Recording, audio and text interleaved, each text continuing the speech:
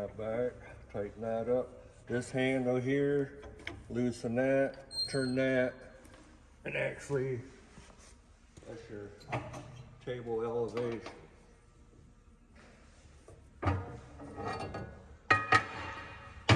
raise that up and down.